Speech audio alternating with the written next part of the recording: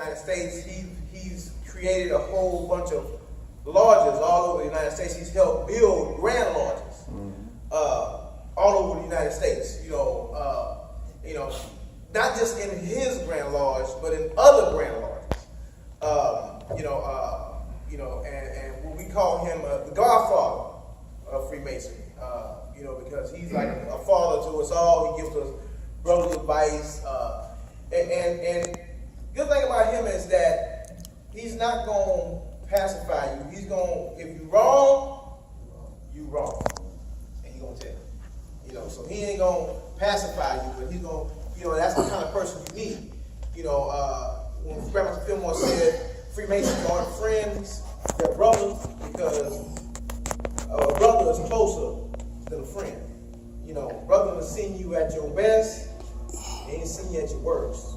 And they ain't got a problem with telling you if you're wrong or you're right. If you're not, the fight come with it. So I like to bring that, if everybody could rise and give this brother a round of applause. Bring up Brother William Hill. Thank you.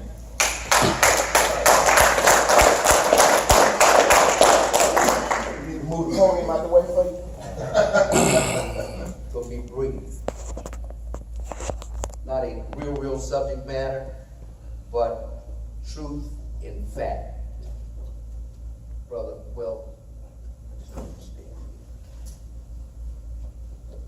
fact. So many people said that I was super short. You are. No, truth. That's true.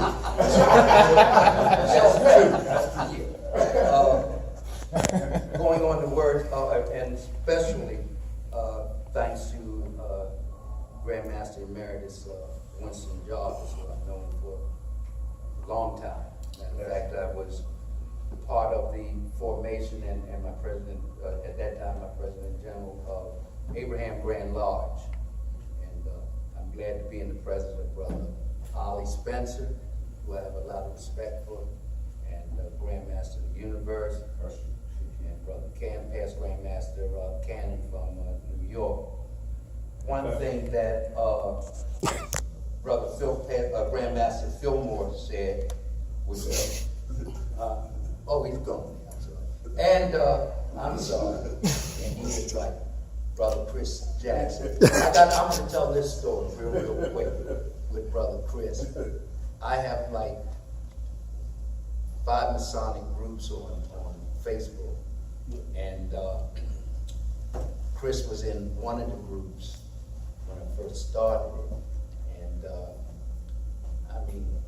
I had never met him. And I would always read his comments. And I called them a spade. They were arrogant. And I thought that he was talking down to people. So I sent him a little message.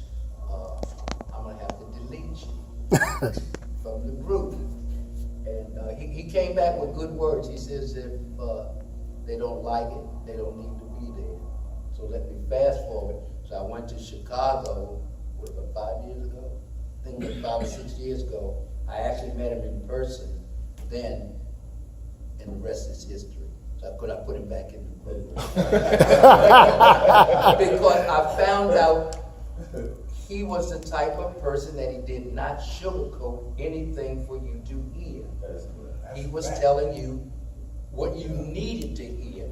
And after we were there face to face, and I understood him, and I have an apron that he made for me that's very different, that my Grand Lodge always wants to get one. I told him no, I said that one's specially made, even though he says it's a baby size apron, but it does fit. See, Big Watch, put your apron on it.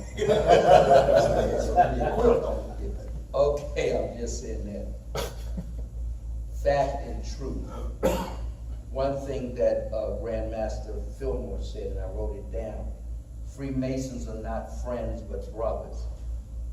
That's the truth. A fact is, not every brother is a brother. That's a fact. For the simple reason, everyone doesn't have masonry in their heart. They have masonry for themselves. one thing we have the 5 points of fellowship. Brother, past grandmaster, I'm just need to show something from the top. When we have the 5 points of fellowship, foot to foot, knee to knee, hand to back, breast to breast, hand to back, mouth to ear. That's the truth.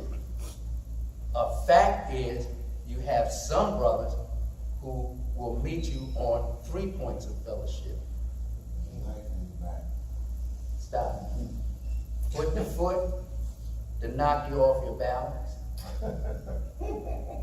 Hand to back, to stab you in the back.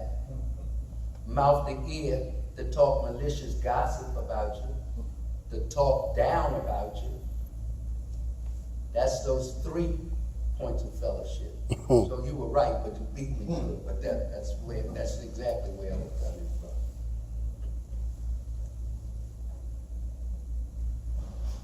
True, grand lodges are to build. A fact, you have brothers in grand lodges, and I'm not directing this at anyone in particular. They have brothers in grand lodges who get disgruntled. Instead of them building, they want to leave and start another grand lodge. Why?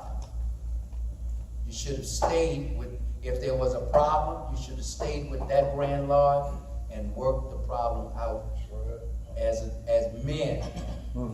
But instead of you doing that, you want to leave that grand lodge and form another grand lodge, and you only got 8 or 9 members. Grand lodge, you need to have 3. Blue, am I right? You have to have 3 blue lodges. So you're gonna have a grand lodge with 9 members? I mean, we need to get away from that one. And another fact and truth, you have brothers who say that they're brothers, but they won't pay their dues. I'm sorry, you'll have a hard time getting them to pay their dues or come to their meetings, but yet still you can go into a bar and see them on the bar stool setting up everybody. When you could have been putting the money on your dues book. But you want to play big shot in the bar. They've got some brothers who, no, I won't say brothers, they have candidates who look to come to a lodge. How do I have this written down? Thinking that because there's a chapter there, that they think that they're on the internet, www.hookup.com. Thinking that's the way to get a hookup. They come in there for the wrong reason. They need to just go to eHarmony. Whatever site that they want. What's that other one? Black Planet. And there's another one, that one escapes me. So I heard. That's it, Jack. No, they took that off. I read that. Yeah, really? Your subscription. They talk with that. You've been disaffiliated. Yeah. Grand Masters, senior wardens, worshipful masters, or past Grand Masters. Normally, a lot of people say those are titles, but in reality, they are positions. Titles are for books and movies. Right. All right. You have a position, and as a worshipful master or senior worshipful master or grand master, your duty is to serve your brothers. Your brothers are not there to serve you. And I know some of us, we've seen grand masters and past grand masters saying, I'm grand this and I'm grand that, and they want you to pull up a chair for them and pour water. That's what flunkies do. You are there to serve your members. And like in a meeting, especially your Blue Lodge meeting, I don't care if you are a deputy grandmaster or a grandmaster, when you go to your meeting in your Blue Lodge, you are a member. And you get treated like a member. It's not, oh, I'm grandmaster, so I automatically, it's due respect to ask them to come to the east, but you don't have to. The worshipful master is the master of his post. The grand master is the grand master of the lodges. That's where it begins and that's where it ends. And the thing is, because I'm a 32nd degree or I'm a 33rd degree, I deserve a lot of honors. That's true, in its place. But when you go in the ground, you know how you're going in the ground? In your obituary, it can say, give you all the accolades that you had. But when they put your behind in that ground, you're going in as a master mason. You're not going in there as a 33rd degree because you're going to have a white apron on that card. Yes, sir. And you're going in as a master mason. But some of those think, because I am, and that's not that's not the way that it should be. But it's called egos. Another thing, and then I'm going to go down, election time. You do not see a lot of people at your meetings during the whole year. But whatever time you have an election, everybody brings their behind out to the breach. I've seen them come in with oxygen tanks. I'm serious. With walkers. And they setting down the vote. You've got someone with Alzheimer's, and they ask for a vote for somebody. You don't even know your name. All of a sudden, your hand is raised up. Propped up. Come on. And you'll see it. And they're putting the wrong person. Not everybody deserves to be in the office. I don't care, especially, and I'm a firm believer in Brother Jefferson is the same way. If you're not qualified to be in that position, I'm not going to vote for you. And don't come and ask me, oh, Hill, I thought you were going to vote for me. I didn't vote for you because you wasn't qualified. Well, I thought you were my friend. I'm your friend. But you ain't qualified. But, we as grown men, for some reason, we're afraid to do that. And a lot of brothers, and I've seen it because I've done elections in different jurisdictions, they want to have a secret ballot, which is nothing wrong with that. But you know why they want it secret? So you'll never know who didn't vote for you. And if I didn't vote for you, I can always say, oh, I voted for you, I'm sorry you lost. And I know damn well I didn't vote for you. But you never know because it was secret ballot. But that's all I have to say, but it's been a pleasure to be here.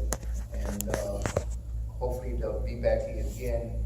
And a great weekend. And plus for a good cause. Yeah. Not the honoring notes, but scholarship. Because youth, we need to encourage our youth.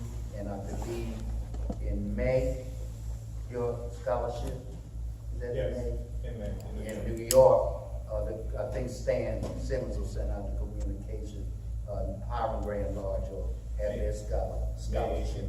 May 18th, they'll have their scholarship. It's been a pleasure, brother. All right.